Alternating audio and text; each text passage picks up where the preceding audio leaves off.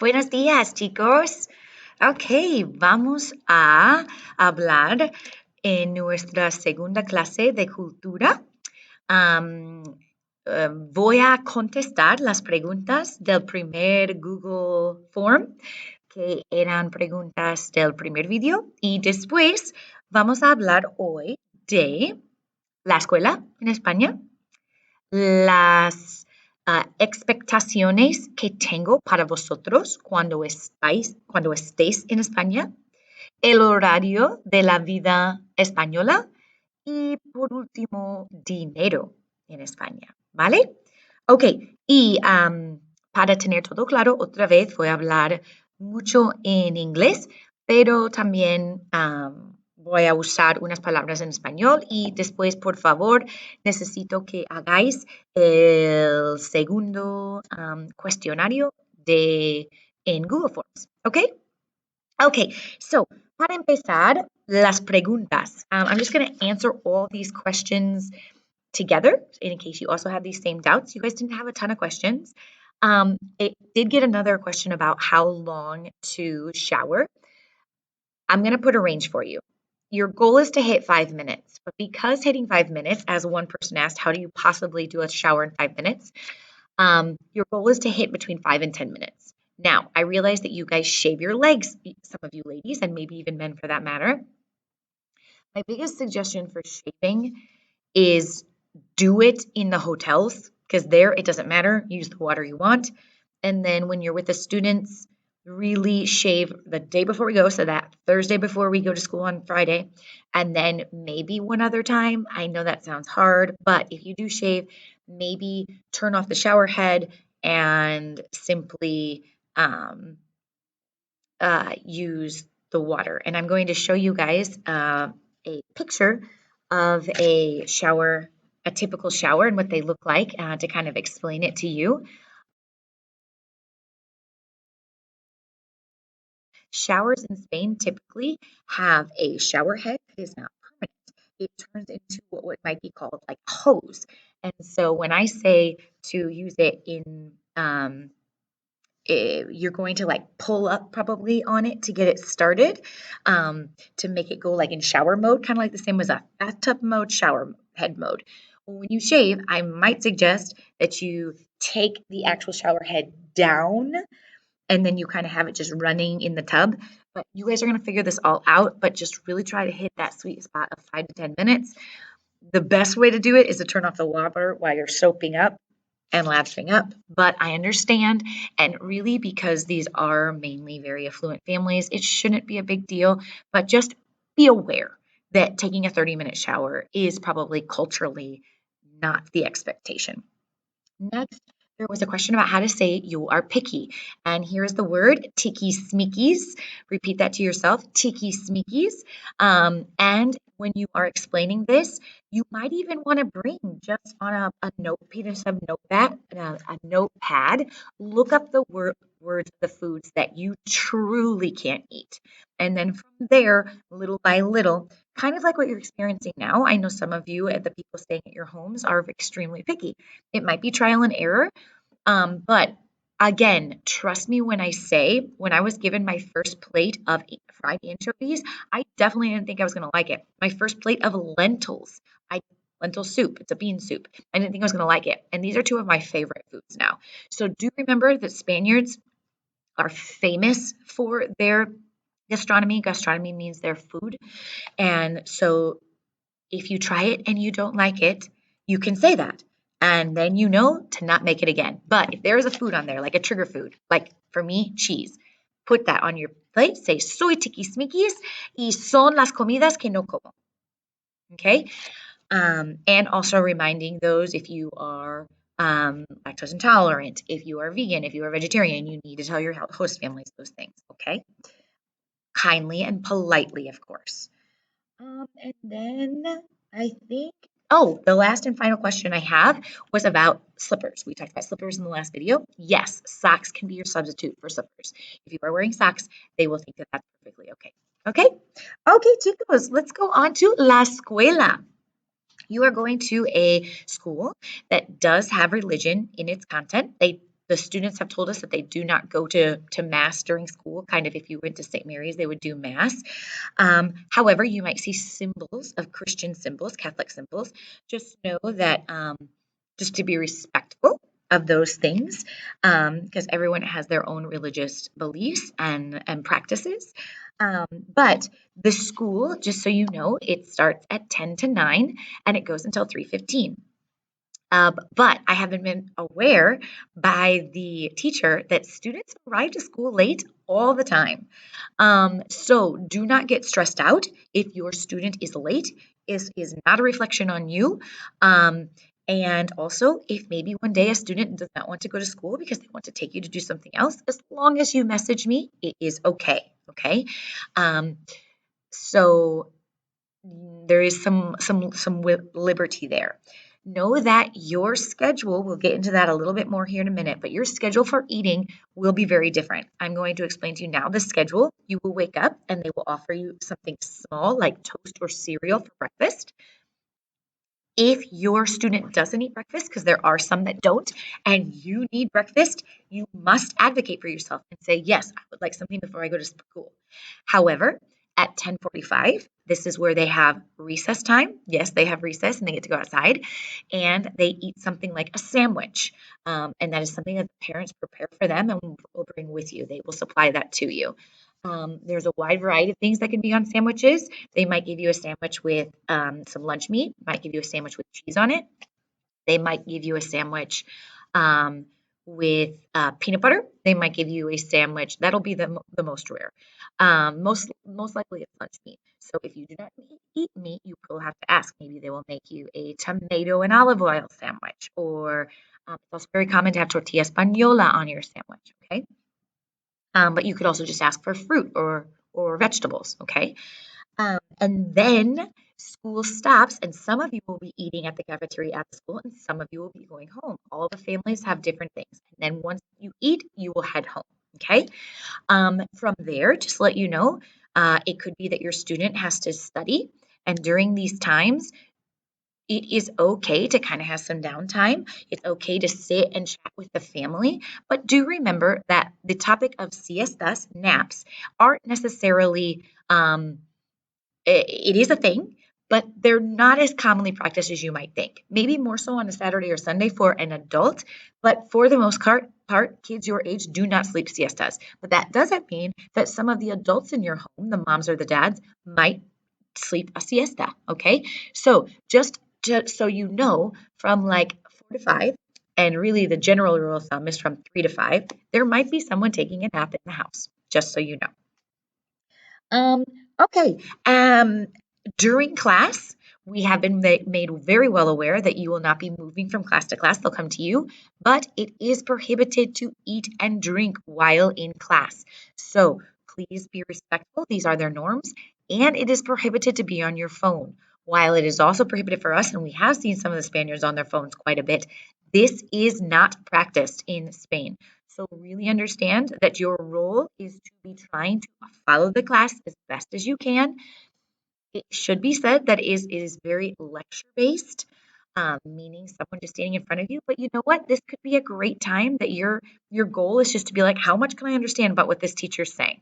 Because obviously you will not have any homework, but that's not to say that your student won't have homework. Okay. All right, enough about school. Let's discuss a bit about your clothes. The teacher has made me well aware that you guys are actually allowed to wear anything you want because obviously you don't have a uniform, with the exception of try to limit as much as possible how many holes are in your pants. If there's a small hole, fine, but I do not want your legs hanging out of those pants. Next, no midriff shirts and no spaghetti straps. These are the rules. Okay. Okay, let's go ahead and go on to expectations. What do I mean by expectations?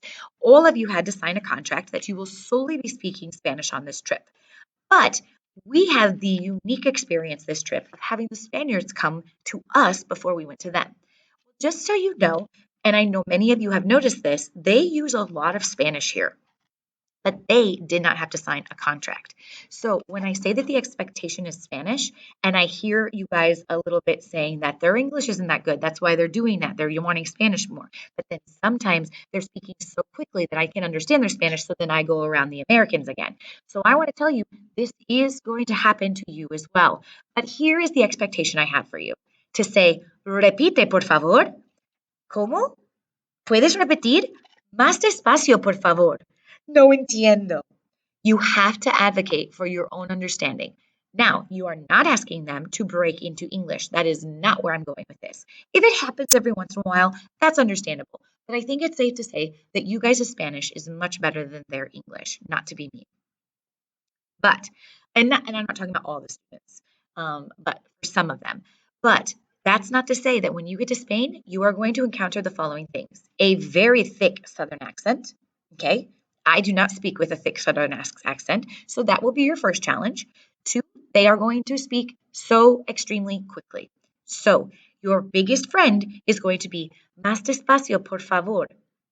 Okay, slow down, please, because they will slow down. They don't mind slowing down. They just don't realize how quickly they're speaking. Okay.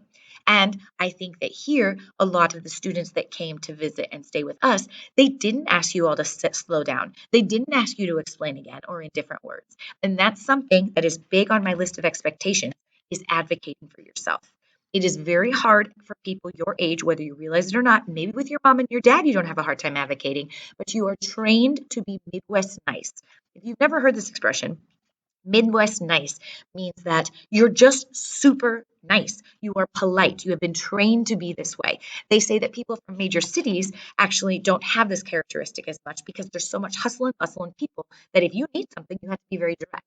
But in the Midwest, we have this tendency to be calmer, more polite, more patient.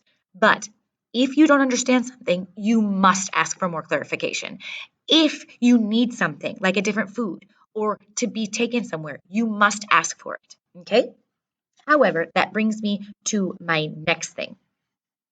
One thing that I do not want to mirror, the current situation that's happening here in the United States, is all these meetups just so you can be with Americans. It's okay to want to all be together. I understand that.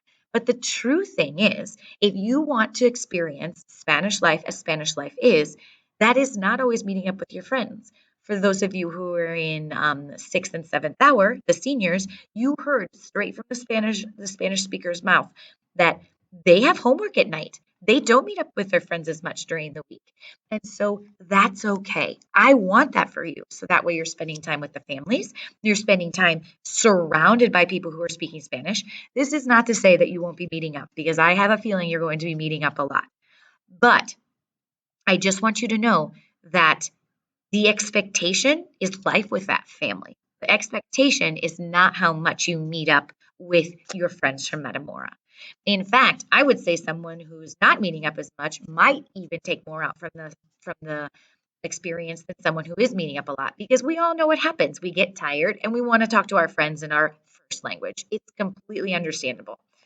Now, once you get out of school, most likely they're going to take you to parks. They're going to take you to terraces where you're all just going to chat, and the Spaniards are going to chat to you all the time, not just the ones in this group, but all of their friends. So you're going to get a lot of Spanish exposure, but you want to know how you're going to know you're doing it right, because you're going to be exhausted, which leads me to the schedule that we've all kind of talked about already.